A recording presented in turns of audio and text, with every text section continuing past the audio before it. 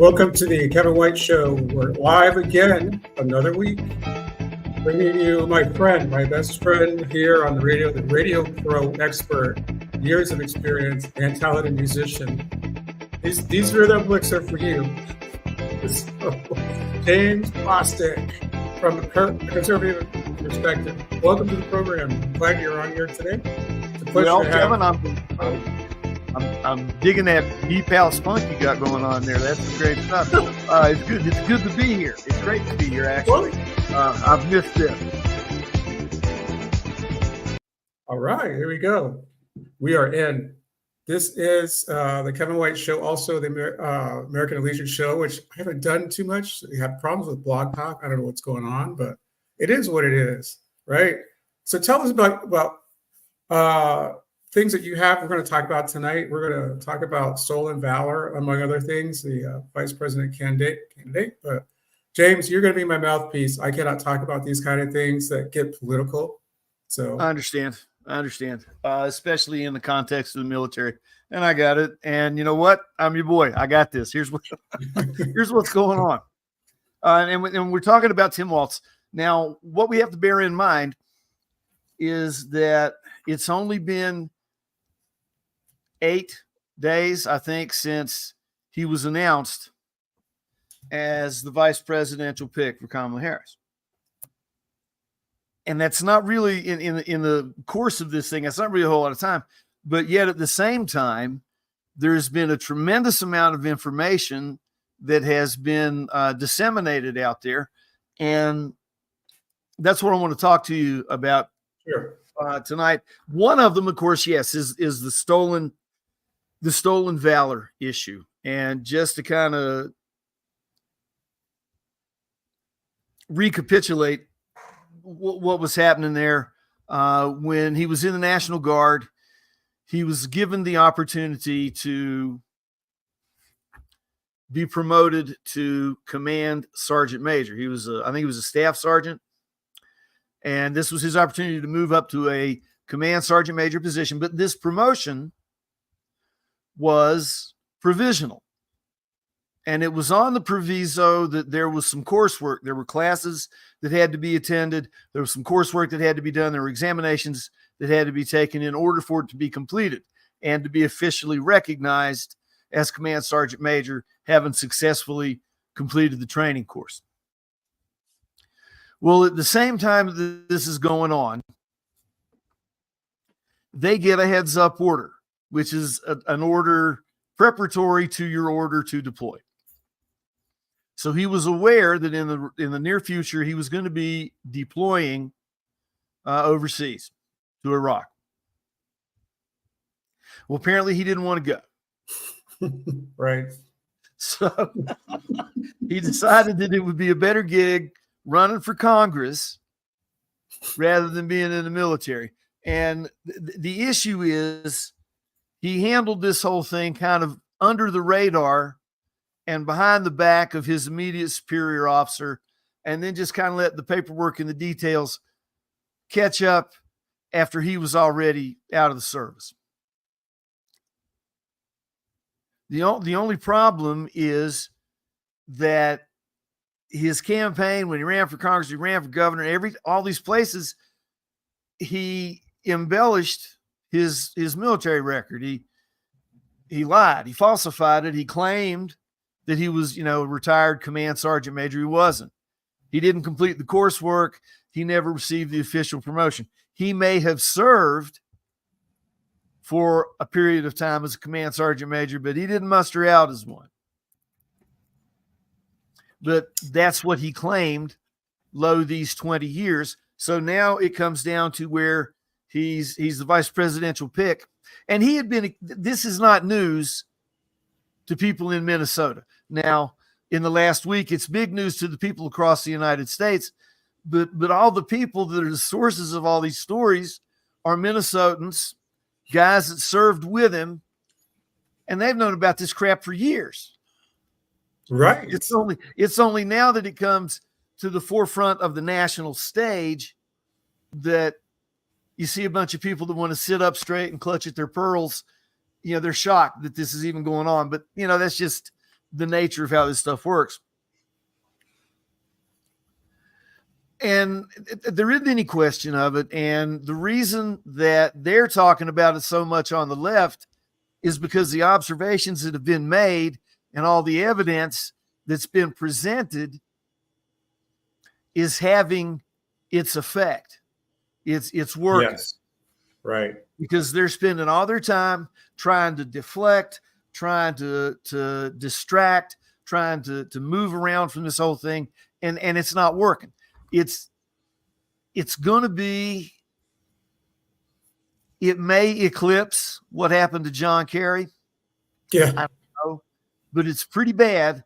And the pushback that comes from this is just going to get greater as the Harris campaign and Walz himself, which it appears they're doing, they're just digging in on this. They're not backing up from it.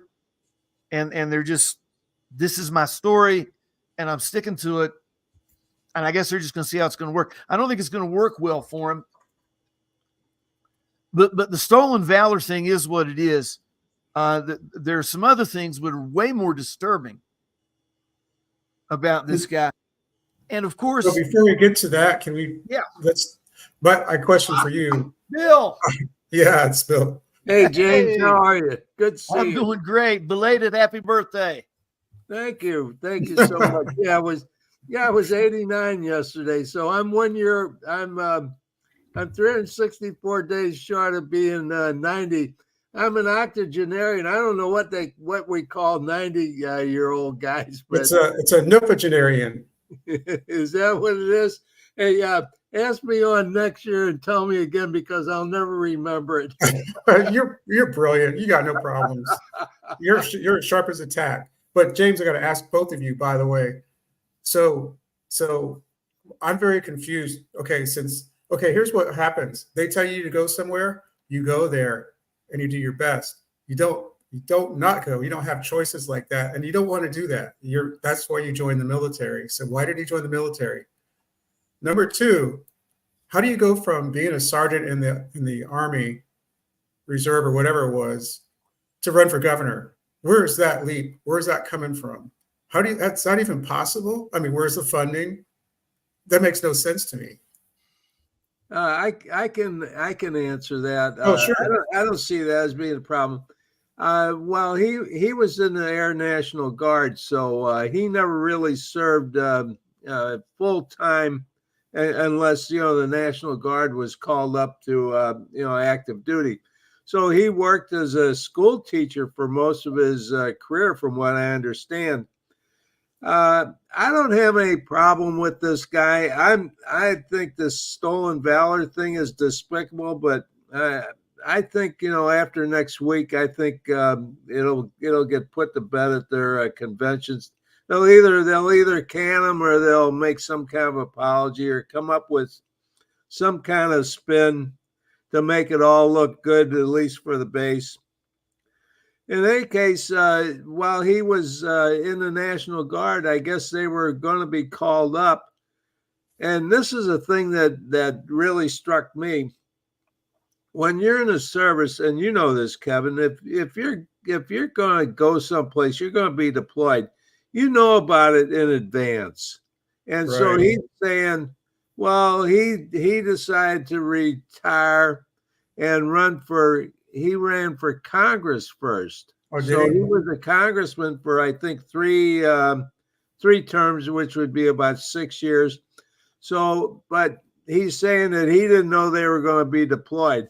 I think that they know they were going to be deployed because Yeah. I know. Oh yeah.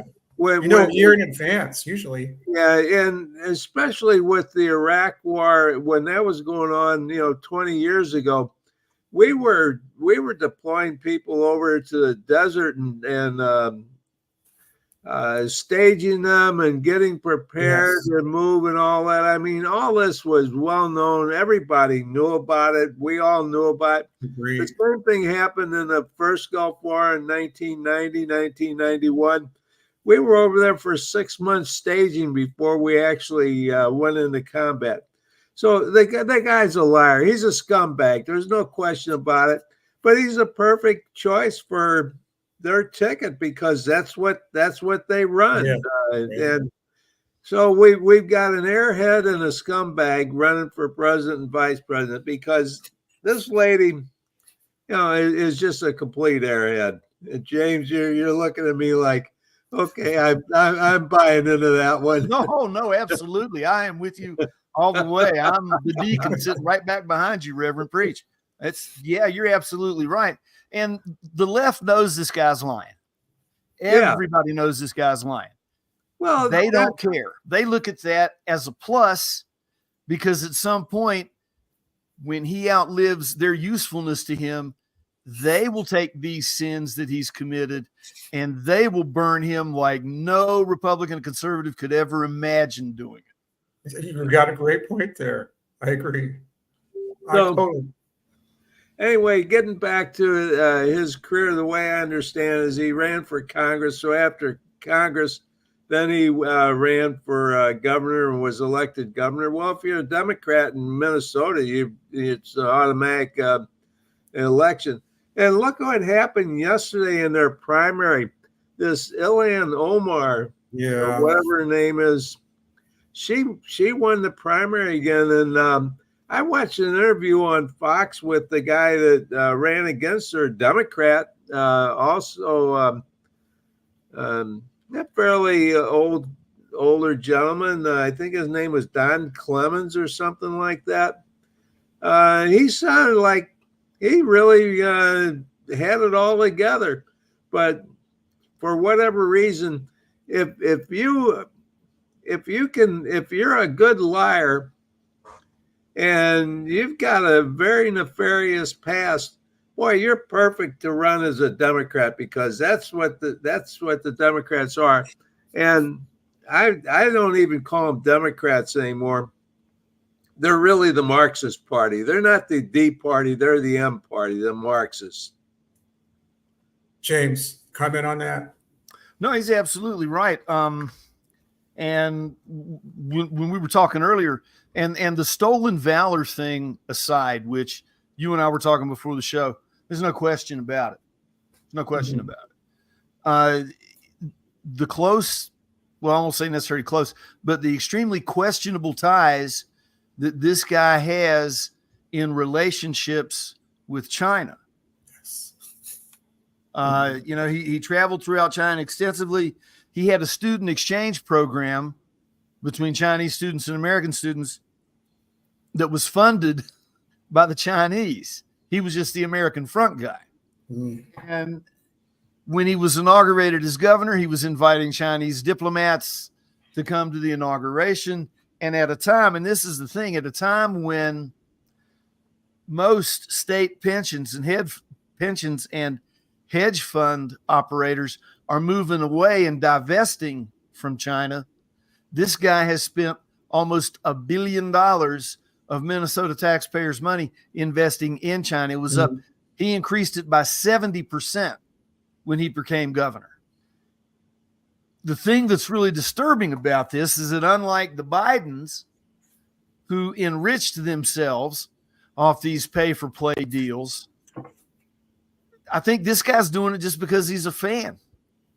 It doesn't appear that he's made any money off of these things, but he keeps giving, these sweetheart deals and bending rules for the communist Chinese in any place that he can. And I haven't touched upon how weird he is with the transgender bill that he signed in. And that was in 2023. If a kid decides they want to be other than what they are and they can get to Minnesota, they can get treated and there's nothing their parents can do about it. Guy signed that into law. Now, but J.D. Vance is weird. Right. Yeah. That's weird. Anyway, James, I'm glad you brought that up about his ties with communist China, going back to even, I guess, had his wedding on the same day as the Tiananmen Square. Tiananmen, that's right. I mean, the whole thing is bizarre. But to me, that's a much more important issue than this whole stolen honor thing is going to be. I just think, the mainstream media right now, the media is already covering for him and saying, "Hey, we thank him for his service," and the Republicans are hateful and mean again because they're denigrating his service because they hate the military people. So they're using this, any way they can, and I just don't think it's going to get that much traction after a while. But I think somehow Trump and Vance have got to figure out, how do we win this election based on what we stand for as opposed to what they stand for. And I just think that the more Trump and Vance work on trying to, make a big issue out of his stolen valor, his Communist Party ties to China, and all these other issues, I think that's going to play right into the hands of the Democrats, and I think they're going to win by a landslide. I hate to say it, but that's just my opinion, because they know how to lie.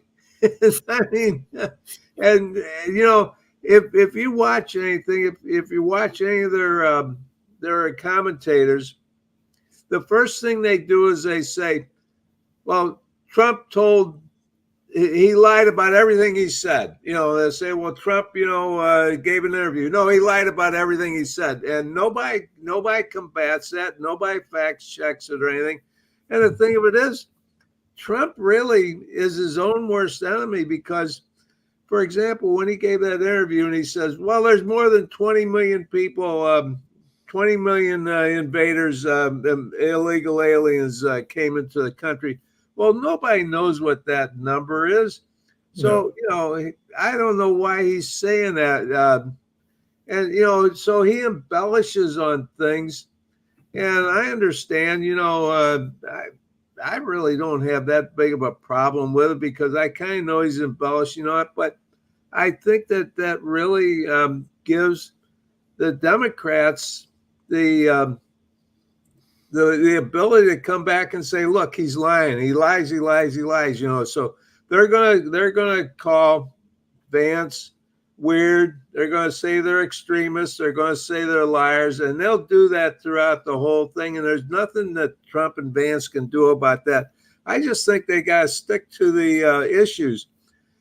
For example, on TV today, everything I was hearing about was the economy. And they said, well, the inflation is down. And all the Democrats are saying inflation is down. No, the rate of inflation has slowed down, but inflation is cumulative. But nobody will come out and say it. Nobody will explain it. Vance and Trump won't explain it.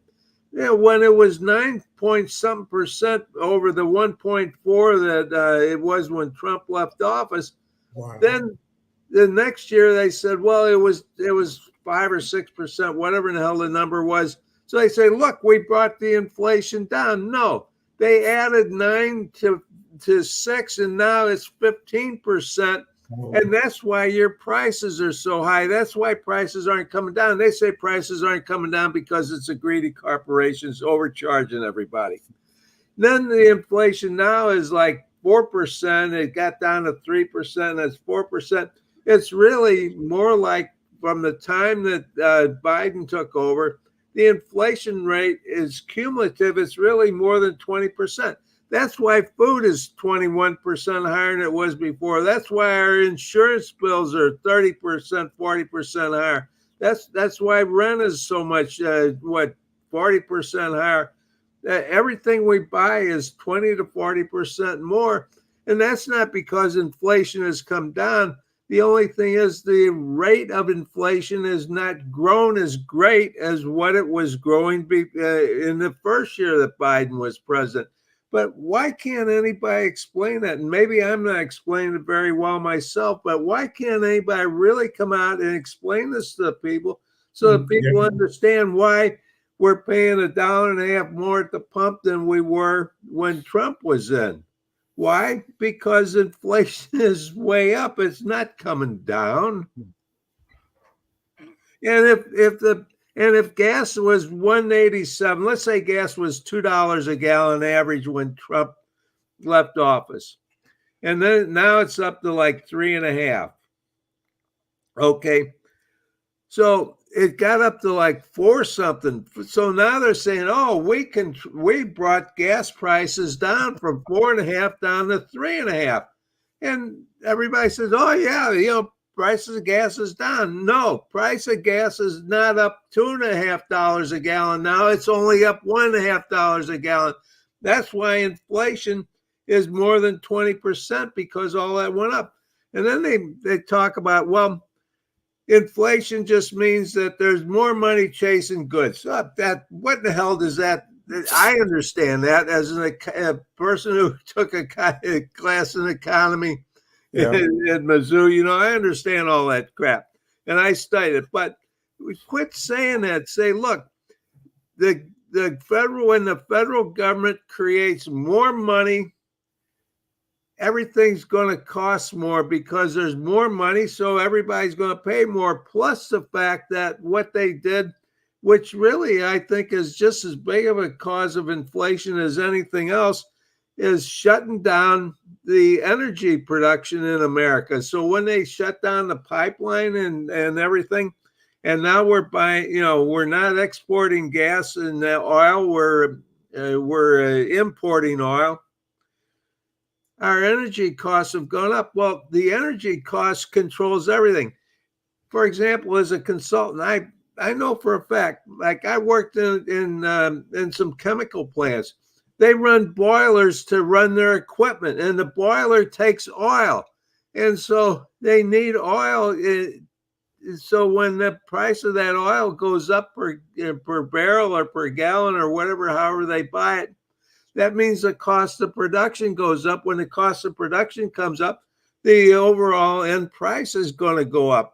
But nobody explains that to people. They just come back, well, there's more money chasing less goods. And all that doesn't mean anything to the average person who doesn't have any background in finance or economics. So I guess what I'm saying is Trump and Vance have to find a way that they can kind of educate the people, kind of like Ross Perot did back in the 90s. Remember Ross Perot with all his charts and everything? It was kind of crazy and everything, but he did a pretty good job educating people, and he got 20% of the votes. And speaking of 20% of the votes, will RFK Jr. get any votes? He needs to get out. He needs to get out because he's taking Trump votes. You think he's taking more Trump votes? Well, he said that. He said that. He did. He was on ABC, Sid Rosenberg's show, and then he says, "Well, if I get out, then Trump gets so much of my votes, 70%."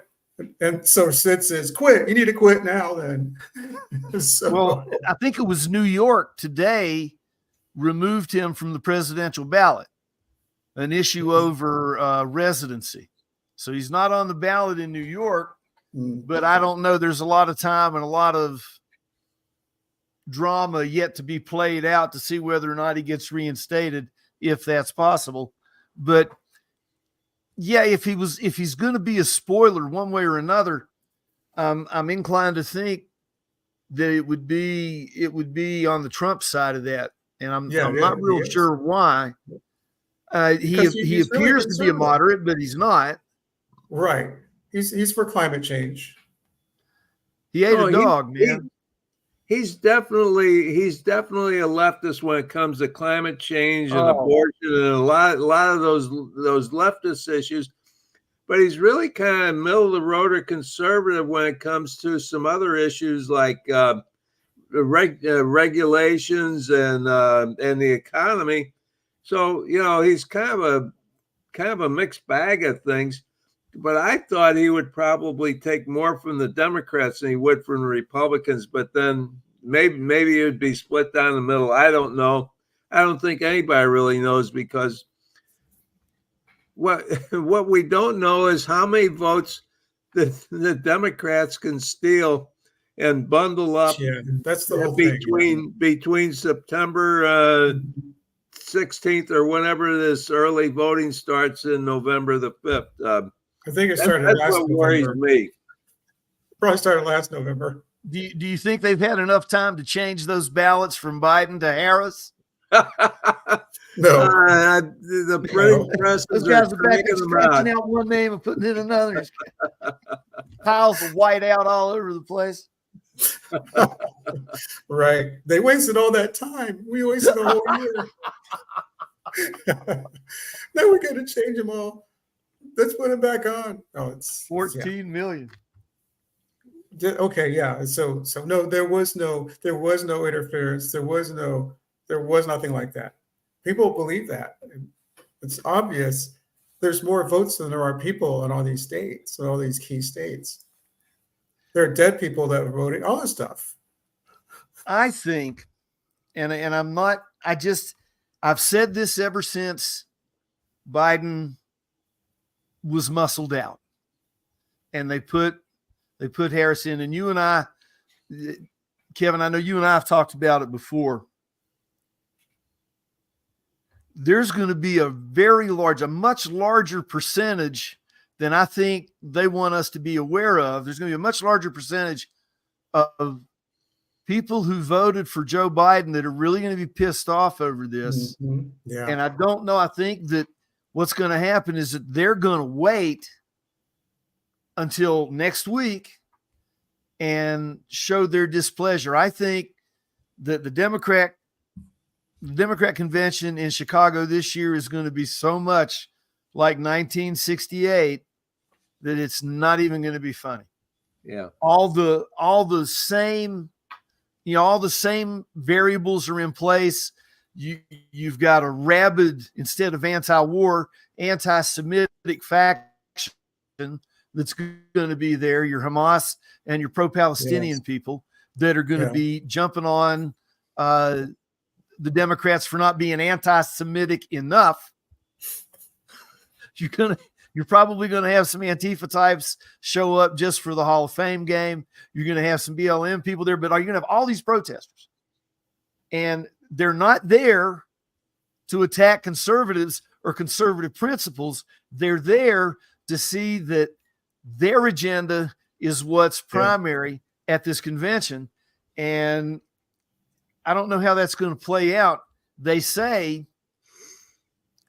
that in 1968, when the Chicago Convention was held there, that there were so many protests and so much violence and so much cop versus hippie rhubarb that you could smell the tear gas 8 floors up in the hotels where the conventioneers were staying. Wow. And, Chicago isn't exactly known for law enforcement or crowd control technique these days. And I'm thinking this could be maybe even worse. But it's the left cannibalizing itself, feeding on itself. And a certain part of me says, you know what? Let it happen. Let them immolate themselves. Let them burn it all down. If not for the loss of legitimate businesses and the physical or property violence that's going to take place, let them. Let the Hamas people beat up the conventioneers because they're not anti-Semitic enough. That's a brilliant observation. I like that. Yeah, but somehow they all seem to when the dust clears and the smoke clears away and everything, they all end up voting D. Mm. How they do it, I don't know, but they do it. Now, talking about votes, back around the 2000 election when Bush and Gore ran, the number of votes that were cast were for each side were roughly around 50 million apiece. So you add that up, that's about 100 million. Mm-hmm. In 2004 and 2008, it was about the same. I think the results were like 53 to 50 or 50, and then 55 to 51 or something like that. The Democrats always won the total, but the total was somewhere around 100 million to 110 million votes cast. How in the world did we have in the last election, 2020, have 81 million votes against 75 million votes. That's 156 million votes. How did that happen? Where did those extra 75 million people come from? They came right out of the woodwork to vote. Or was it bundles of votes that were printed that got counted? There really weren't people that got counted. But anyway. And you got it right there, Bill. It's their ballot. Yeah. Nowadays, it's the ballots that count, not the votes. Yeah. You know, I mean, every ballot equates to a vote. It shouldn't, because in a system this big, there are going to be mistakes made. There are going to be things that happen that may invalidate that particular ballot, or should. But that doesn't happen anymore. So nowadays, where once upon a time a vote equaled a vote, now a ballot equals a vote, whether it's correct or not, whether it's living or dead, whether it's 15 ballots to the same house or whatever it is. And that's, it's not, it's who's in charge of counting the votes. It's not the vote. It's who's in charge of counting them. Right. So absolutely. In Tim Walz's state of Minnesota, they're pushing that non-citizens can have driver's licenses, which means they can register to vote, and they're all for voting without IDs in that particular state. Well, that state goes Democrat every time anyway, so it doesn't make any difference how many votes they get. They're still only going to get so many electoral votes. But anyway, that's another thing now. From what I understand, the federal government is really the Democrat Party, right? I mean, the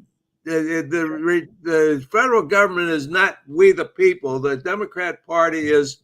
I mean, the federal government is the Democrat Party. What they're doing is they've got a promotion going on now where they're fast tracking or running as fast as they can to get people citizenship.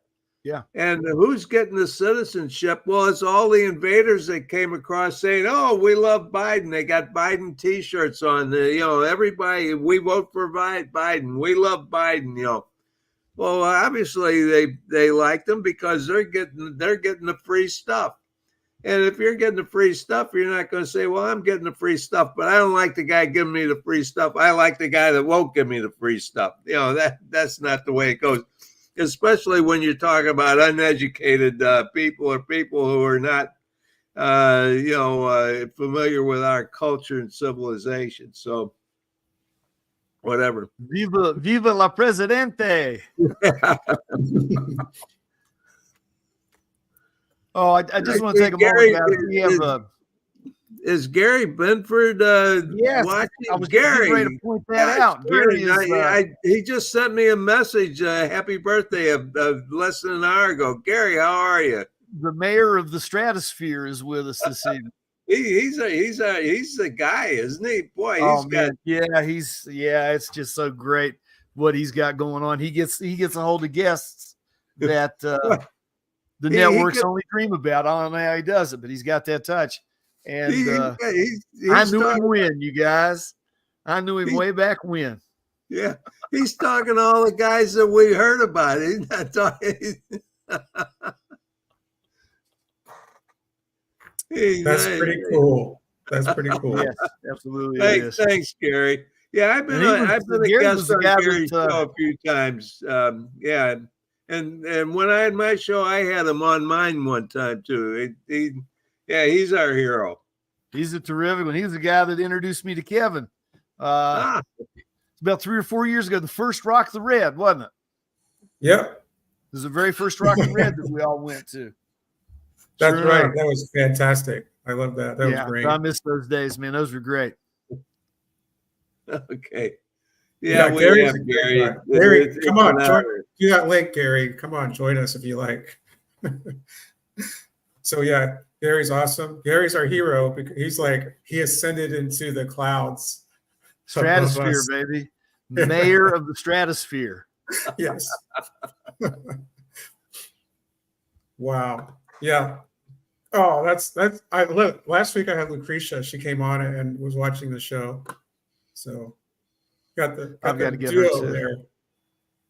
So yeah, awesome. Hey, so let me get rid of this here. Yeah, you guys. Wow, I love when that happens. Yeah, that was great. But yeah, both of you. I mean, Bill, you have all that. Ooh, you got it going on with. Oh, did you see this? You saw this, right? Yeah, Oh, I do. look at Mr. Modesty there. Yeah. So humble. That's what I love about him, man. Me too. He's a rock star. He'll call you He at is. home and chat, and I love it. I love when he does that. But yeah, you guys. He's probably Bill, got you Kevin so Sorbo much. on hold and hanging out with us. That's how cool he is. Yeah, I know. So, Bill, thank you for your economic lessons. You got it. You know it all. It's like that's so cool. Absolutely. James, a lot of your insight, perfect. I like it. You really bring things together to make it happen. So appreciate that.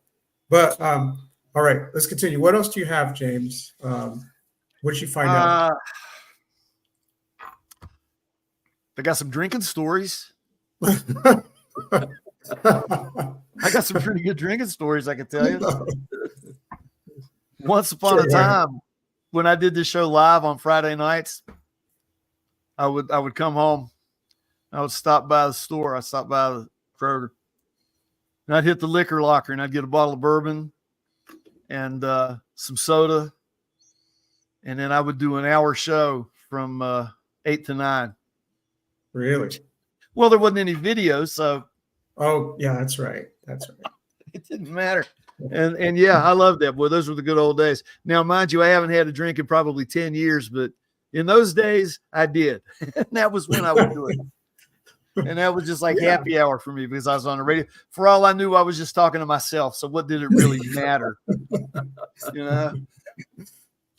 Yeah, But, yeah, every Friday night for 3 years, man, I'd get a bottle of bourbon and I would come home and make sure the house was all squared away and the dog was fed and dishes done. And then I would sit down and I would pour that bourbon and set that can of soda water right beside it, not too close.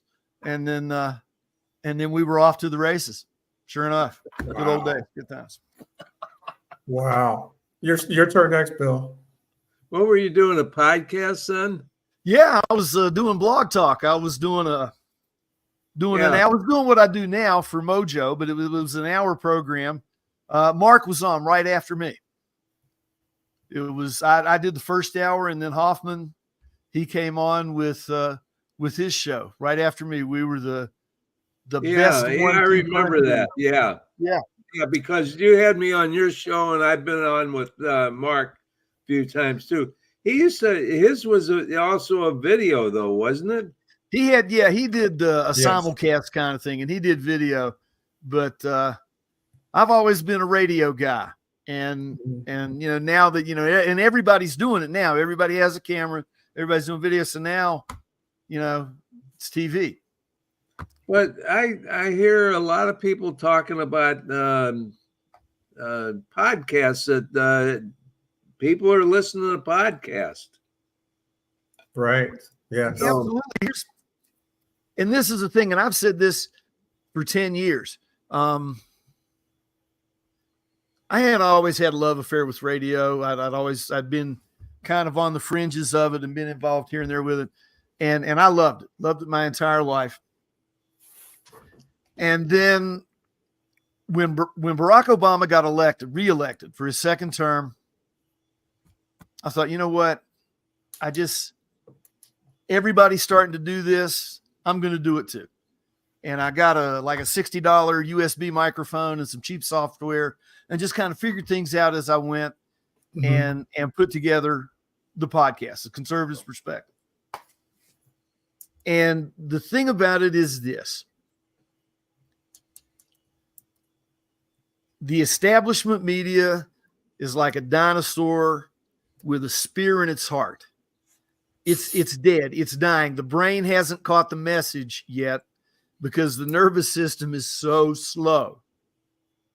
But the establishment media, the corporate media, Fox, all these guys, they're on their way out because they disabused, or they abused rather, they abused the trust that they had between the American people, well, the people of the world, but the American people in particular here, and our expectation of news, information, not misinformation, not disinformation, malinformation, none of that. We wanted the truth about what's going on with our government, what's going on in the trends of our culture, what's happening. We want the real story. And they don't give us that because it's the left-wing establishment. And people are tired of it. And that was why I got into it, Kevin. I know that's why you decided you had something that you wanted to say and you wanted to make that contribution. And we can. That wave of alternate broadcasting, that wave of alternate radio, alternative talk radio, hasn't even begun to crest yet. And there are thousands, maybe millions of people out there with their own show talking about whatever they want to talk about. It may not be politics. It may be sports. It may be movies. It may be gardening. Doesn't matter. You can do it now. The fact is you can do it. What we carry in our coat pocket every day means we're all Clark Kent. Right. We're all the roving reporter. Yes. You know, I mean, we're all Walter Cronkite. We can go out there. We can see what's going on. We can take that. You can take this, and you can go to a county commission meeting. You can go to a board of education meeting. You can go to a town hall. You can go anywhere that something's happening that you think needs to be made note of. We can all do it now. So the controls that they had, say in the 1960s, you had three television choices you were going to get your news from. Right. Yeah. That's right. Your choices are unlimited today. You know, I'm not a news guy. I'm a current events guy and what I think about it. And I find these things that resonate with me and I share them with folks. And, but everybody's doing that now. And we've all got ideas about it. And it's the only way that conservative ideology is going to survive in the current political climate. It's not going to survive in colleges. It's not going to survive in our university programs. It's not even going to survive on a high school level. And it's damn sure not going to survive in Hollywood or through the print media or through cable news. It's going to be in this means right here. I totally agree. Yeah. Yeah. Yeah. Because, you know, and you've seen a lot of things you don't see before. There's a lot of Black conservatives on YouTube. And I think that's great, man. I think it is too. You know, that's unusual because the stereotype is broken, right? It's already broken. Well, and I think we saw that with the race baiting, seriously, with the race baiting of 8 years of Barack Obama, the last 4 with Joe Biden. When I think conservatives, I don't think simply white conservatives. I think Americans, yes, from all stripes, yeah, who lean towards a conservative ideology. I've never really looked at it any other way, and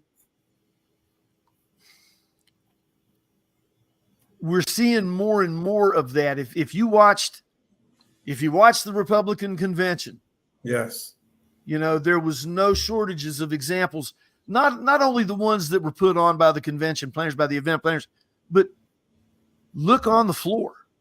Look where the delegates were. And you saw America. You didn't see a bunch of white guys in straw boater hats, you know, with their sleeves rolled up. You saw Americans from all walks of life, all creeds, all colors, and they were there not because they were Black. They weren't there because they were Asian or Pakistani or whatever. They were there because they were conservatives, because they're looking for a course correction in this country that transcends race or position. Exactly. Yes. You're bringing up something very interesting because I guess going back to about 2015, 2016, when I did that, I did a weekly show with the TLB, Roger Landry. I don't know if any of you guys know him. Yeah. I did more than 100 shows with him, or on his TLB thing. And I said, what do you want me to do? He said, do whatever you want to do. So anyway, I would just get people on, like I had Gary on one time. I had different authors on, and I would just let them talk, and we just have a conversation. Then everybody said, well, you can't do that. That's not going over. And then all of a sudden, a guy like Joe Rogan comes along, and he's on for 3 hours. And what they give him? He got something like $100 million contract or something like that. Yeah, he's killing it. And he's on. And so I talked to my son. My son said, yeah, we don't have cable TV. They don't even have TV. They watch Netflix and Prime, Amazon Prime, and some stuff like that. But he listens to podcasts. He listens to Rogan. Right. And who's the guy from Canada? Is it Joel Peterson? If I got the name right? Jordan. Yeah, Dr. Jordan Peterson. Jordan Peterson. He's terrific. Yeah. He listens to him. Professor of psychology or whatever, and I've heard some of his shows, and the guy is really good. Hey, Canada, he must be good because Canada wants to re-educate him. He has to spend 100 hours or something like that in re-education. Yeah, they stripped him of his ability to practice. The most brilliant guy in the country, and they want to re-educate him. Of course. Anyway, now my brother, for example, they're is still way back in Bill O'Reilly. Now, Bill O'Reilly, I guess, has a show on every week or whatever he has it on. They subscribe to that. They watch that. Now, my son also likes Tucker, so he listens to Tucker. So he listens to these. I guess what does Tucker have? Is a podcast or no? It's video because I've seen he's him got his show. Yeah. But apparently those venues you can see them on your smart TV. Like I can get YouTube on my smart TV if I was smart enough. I can get Roku and some stuff like that, but I never really get into it that much. But no, you're right, James, because it none of these are traditional cable channels. And you're right about there used to be 3 channels. I remember in St. Louis when we got the PBS TV, and then we had Channel 11, which was an independent one, which did reruns and some stuff like that. And they had the ball games on. And then you had ABC, NBC, and CBS. That was it. That was it for the whole metropolitan area. Five channels. And now I got so many channels on my TV. I don't even know what some of them are. I probably haven't even put through the whole thing to even check them all out. There's hundreds of them. There might be thousands of them. And I don't know who's nothing on.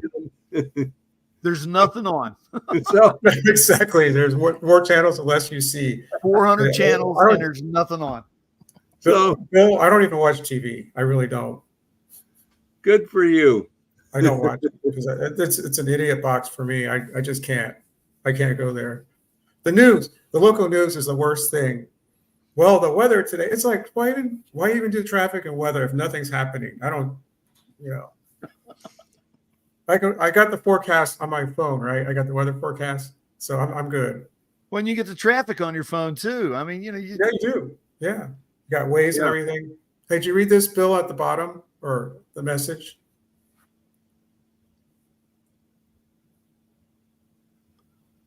Wow. Thanks, Gary. That's crazy. He never forgets the little guy. That's what I like about him. Yeah, he's opened a lot of doors. I got to talk to General Flynn on Gary's show. I was in the back room, and then I talked to Tracy Beans. And I said, Tracy, you need to call General Flynn. You guys are touring together. I need to have, this is the real number you're supposed to call in. So she was really, really nice about it too. It was really cool. Yeah, that's a quality guy right there. So, Oh yeah. well, all of you are. So Yeah, we're not bringing up all these names. Hey, Gary Benford's got a great show. He does yes, as well. yeah, we've both been on the show, and it's fantastic. I like his programs, and it's got stuff together. Here's another message: seeing Bill and James are bringing back memories. James is the person who told me. I said, I remember when that happened. Yeah. We were at Rock the Red. That's right. That's We were having dinner there. We were sitting with Trevor Loudon and his family, yes. Uh-huh. and some really good looking girl that was with Doug Collins. You remember her, the one in the red dress? Yeah. But anyway, we were having dinner, and he had been on my show so many times. At this point, I had a really good feel for him, and he was doing that show. I know what you mean. Yeah, I can't remember the Rocky name of and it. the Gons. Yeah, that's he had right. a segment he would do with Raquel Yoke and Yes. whoever the Gons was, and that's where I got to him and had him on, and we were talking. And I said, you should have your own show. You should have your own program. Yes. And he looked at me like I was crazy, but it all made sense to me. His background as a reporter, he would know, obviously what questions to ask. He would know how to get people to talk. His experience in the entertainment field, he was already comfortable dealing with celebrities. Yeah. And I just thought he was a natural at it. And sure enough, look at him now. Mm-hmm. Well, he used to interview Trump as a sports guy, and then he was a manager of a musician, an act. But I remember I was on the Rocky show once, and he invited me on, and it was like out of New York. It's like, yes, I love that kind of stuff. But yeah, he's a class guy. He was supposed to go on with Sam and Dave one night. Oh, really?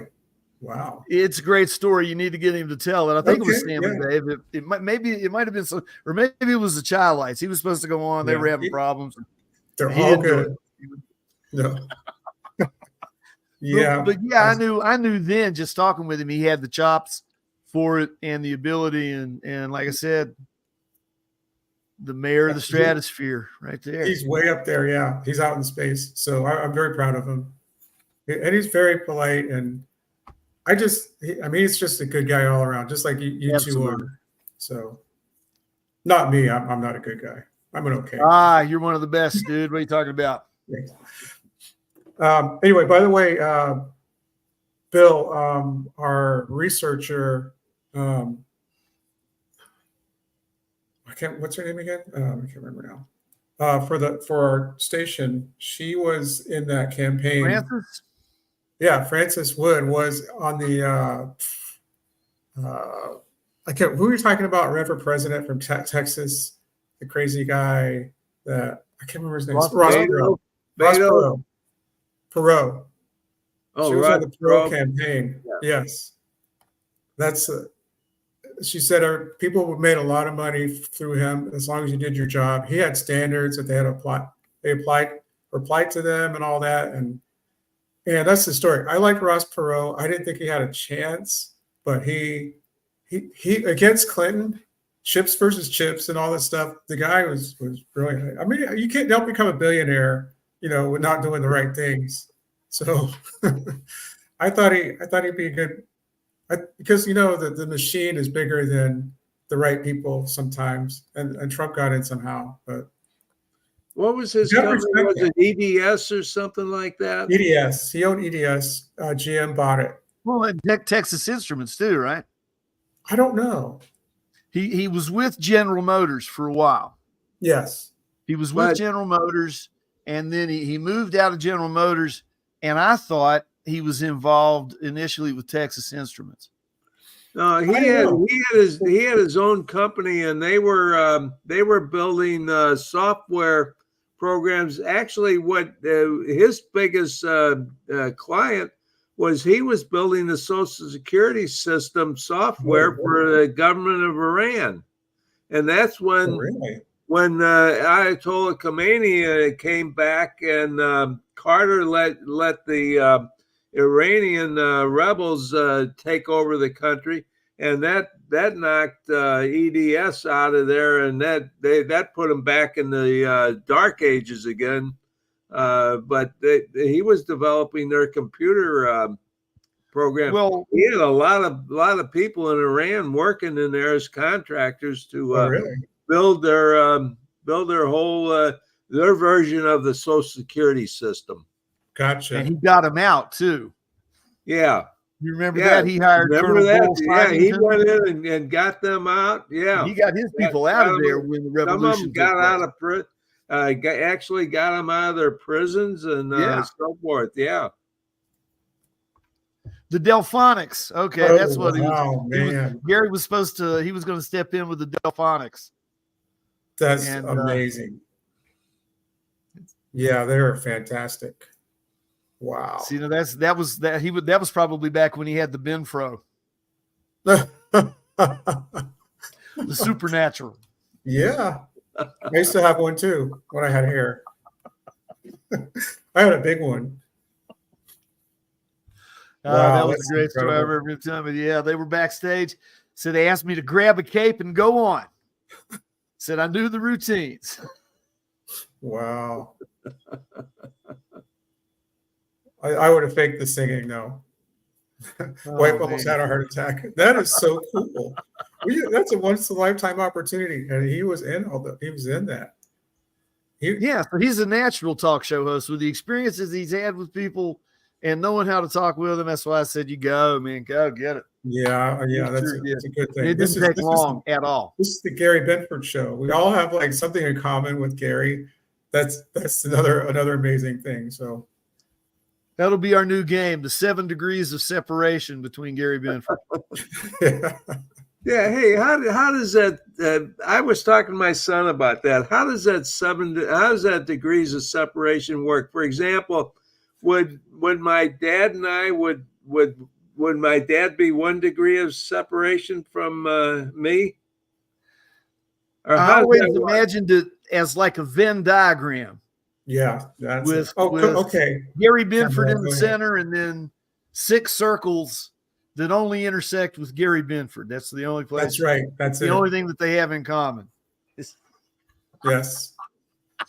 The reason I brought this up, you guys, this is a story my dad told me when I was very young. When he was in the finishing up the 3rd grade, his father died, I think, of tuberculosis. This is back in 1907. So my dad and his older brother quit school. He quit school after the 3rd grade and went out and started working. He did odd jobs. He did everything you can think of, so they could bring enough money back home because their mom just had a baby, my aunt, and but they had a younger brother and 2 younger sisters, so they had to support the family.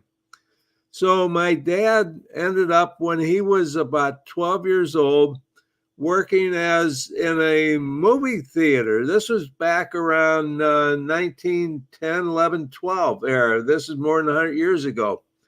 And he was like the custodian or whatever then, and it was the silent movies. And the guy who was like the manager, the ticket seller and taker and everything, was the boss, was a guy his name was Frank James. So my dad worked with Frank James for a couple of years. Now, if you think about Frank James, who was he? He was the younger brother of Jesse James. Yes, sir. Of course, Jesse had already been shot by Ford years before, and Frank James, I guess, was about in his 70s then, but he was working in, they were from Missouri. He was working in St. Louis. That's where my dad was from, working in St. Louis at a theater. So does that mean I'm like separated from Jesse James? It's your third degree of separation, maybe? Yeah, I kind of like that. That is cool. That is cool. That is really, wow. That's a great story there. You should write a book. No, you've already done that many times. I'm writing one now, and I haven't written much of this week yet. I got to get to it. I gotta do something that people say, what happened to all these people? I said, well, they're all kind of hanging out there. I got to do something for them. I left a couple of them in prison, and I left them in different places. And yeah, you got to rescue those guys, right? yeah, I got it. Yeah. Left them all hanging. So, guys, anybody have any last comments or anything like that? No, this has been great. It reminds me of why I need to be doing this a lot more. And Bill, I did a total surprise. It was terrific to have you here with us. Yes, I have that book, Bill. You know I got it. Yeah, Kevin Hart. This is my novel, 6 Soft Targets. It's invaders coming across our southern border, terrorists, and they form up into some groups and they attack 6 targets. In the meantime, a couple of vets are trying to stop them, but the government is intent more on stopping the vets who are trying to stop the terrorists than trying to stop the terrorists. It gets kind of interesting, I think. Oh yeah. That's a very timely book. So I'm glad you wrote that. It came out just in time. Yeah. What's going on? I mean, it's crazy down there. So right, who'd have thought that I could write a novel? I almost flunked English at Mizzou. They didn't know what they were doing. That's the problem. No, I didn't know what I was doing. Okay. Yeah. No, you put this book out. I love the cover and the design is excellent. So James, what are you up to? You got things going on? I know what you're doing. You're starting back. School's starting back. I'm excited about that. And there's been some changes with Mojo. What we've done, the platform, the website no longer has a radio station there, so you can't pick up the shows like you used to. But what I've done is I have an RSS designation now, and we do the show independently, and I upload it there, and then it goes out to all the necessary platforms. So we're still doing a program with Mojo 50, but it has changed a little bit, and in a way it's a lot more liberating because it can be longer than an hour. If I feel like I need to go longer, I can go into extra innings. I don't have to worry about breaking it up for commercials or anything. So it's a lot more free. It's a lot freer, and it's a lot more flexible in terms of, I'm still trying to get them out once a week. It'll be on Amazon Music, Spotify, Samsung Podcasts, and I think there were a couple more that you'll be able to find it on. So we're still doing that and trying to establish, like I said, I'll probably just make it easy on myself and just come on with you on Wednesdays. Yeah, why not? Hey, by the way, we need to add a few more people to our blog talk. So we're kind of sparse right now. So just saying. Absolutely. We've got some people interested. So we'll get that together. So I think that would be great to fill up the schedule a little more. Absolutely. Yeah. This is the time, guys. I mean, it doesn't cost anything. This microphone here is one of the best I've ever had, and it probably didn't cost me $80. I mean, right. In order to get into this and do a fairly decent job, you're going to have to at some point invest in some quality production equipment. But this stuff is so inexpensive nowadays. It's not, if it's what you want to do, it's not that hard to get involved in. And like I said, I don't believe that this wave has even crested yet. Right. I like how that's pretty cool. Both of you are very wise. You know what you're talking about. I love it. So it makes me look better. So you're too kind, Kevin. You're too kind. Absolutely. And thank you, Gary, for being part of the show. No, you have to admit you were part of the show tonight. So, and part of the entertainment. We loved it. So thank you so much for coming on.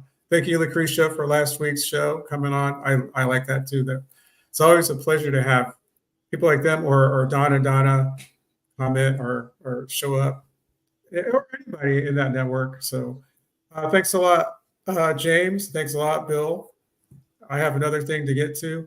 And thanks for being there for the intro and the sound earlier. If you go back, Bill, you'll watch that. It's actually, oh, there you go. It's actually something a film producer made for me, like Yeah, it's in a few terrific. Man. hours. So, yeah. So anyway, anybody just take a look at that, and I appreciate you coming on, and we're going to do it again next week. Sounds You're good. I'll be always looking invited. forward to it. You're always Thank invited. God. God bless you all and your loved ones, and God bless our America. Amen. God bless you, America. Bill. You take good care of yourself. I hope you had a terrific birthday. Hey, thank you. I did. Absolutely. All right. Thanks, guys. You'll see you later. Take care. Thanks, James. No problem, Gary. We'll Gary, listen, I got Gary on my mind. We've been talking Gary's about our- it so much. I'm focused on. Thank you, Kevin. I'll be back here next Wednesday. I think we should we've been meaning to do this. We need to do a little bit more of this anyway. Yeah, I kind of I like agree. this back and forth. So I'll see you Wednesday. All right. Thank you, sir. All right. Later. All right. Bye. Cool cat. All right. That's the end of the stream. Thank you. Okay. If you haven't seen it, let's see. Let's see if we can do this real quick. I don't think we can. Anyway, we'll do that next week. You'll get to watch the beginning of the show. Just go back to the beginning and you'll see what I'm talking about.